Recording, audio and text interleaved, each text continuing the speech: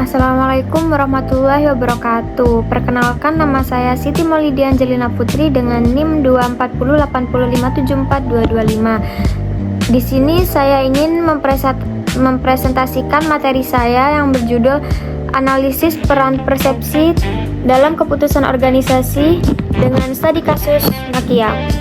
Sebelum masuk ke kasusnya, kita perlu pahami dulu bahwa persepsi adalah cara seseorang atau manajemen melihat dan menafsirkan suatu situasi. Dalam organisasi, persepsi ini sangat penting karena akan mempengaruhi keputusan strategis. Kalau persepsinya keliru, maka keputusan yang diambil juga bisa salah. Dan salah satu contoh nyata dari hal ini yaitu kasus dari Nokia.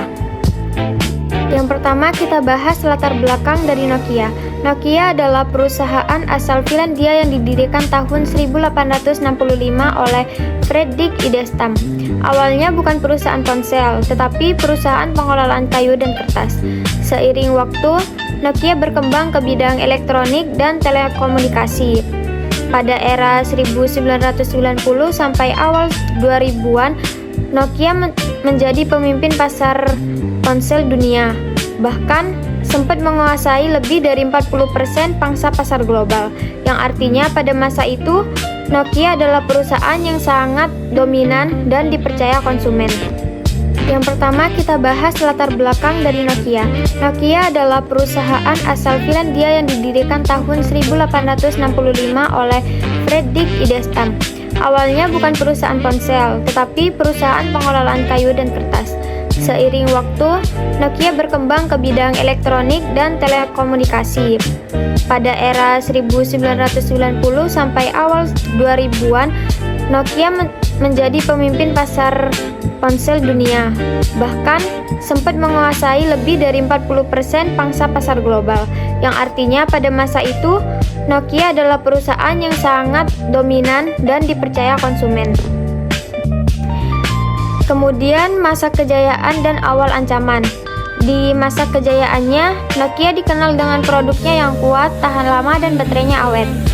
Namun pada tahun 2007, Apple meluncurkan iPhone yang membawa konsep smartphone layar sentuh dengan sistem aplikasi yang canggih.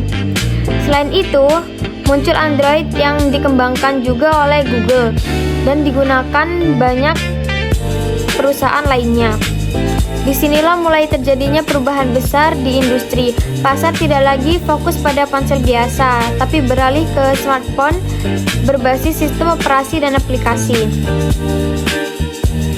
Berikutnya, kesalahan persepsi Nokia.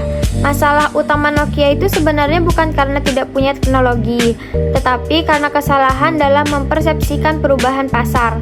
Manajemen Nokia merasa bahwa konsumen akan tetap loyal pada brand mereka. Mereka juga menganggap sistem operasi Symbian masih cukup kuat untuk bersaing. Selain itu, ancaman dari iPhone dan Android di awal kemunculannya dianggap belum terlalu serius. Persepsi inilah yang membuat Nokia terlambat beradaptasi.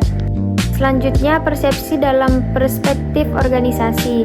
Dalam teori perilaku organisasi, persepsi mempengaruhi cara manajer melihat ancaman dan peluang.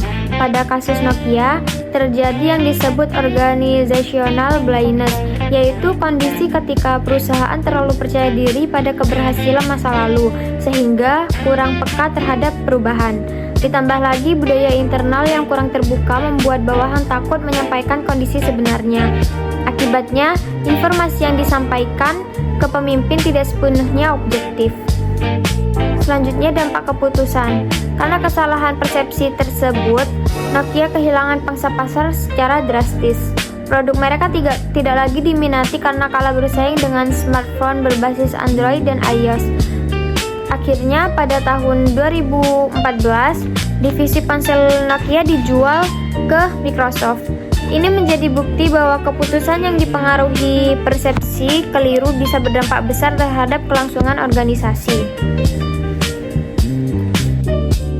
Analisis dan pelajaran. Dari kasus ini kita bisa melihat bahwa keberhasilan masa lalu tidak boleh membuat organisasi merasa aman. Kemudian keputusan harus berbasis data dan analisis pasar, bukan hanya keyakinan manajemen. Selanjutnya, organisasi perlu budaya komunikasi yang terbuka agar informasi yang masuk objektif. Persepsi harus selalu diuji dan dikaji ulang agar tidak menjadi bias. Selanjutnya, kesimpulan. Sebagai kesimpulan, persepsi memiliki peran yang sangat besar dalam pengambilan keputusan organisasi. Kasus Nokia menunjukkan bahwa kesalahan dalam memahami perubahan lingkungan bisnis dapat menyebabkan penurunan bahkan kejatuhan perusahaan.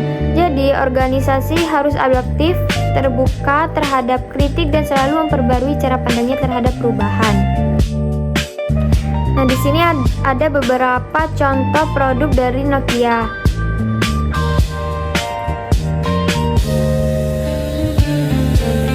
Mungkin hanya ini presentasi yang dapat saya sampaikan. Kurang lebihnya saya mohon maaf. Wassalamualaikum warahmatullahi wabarakatuh.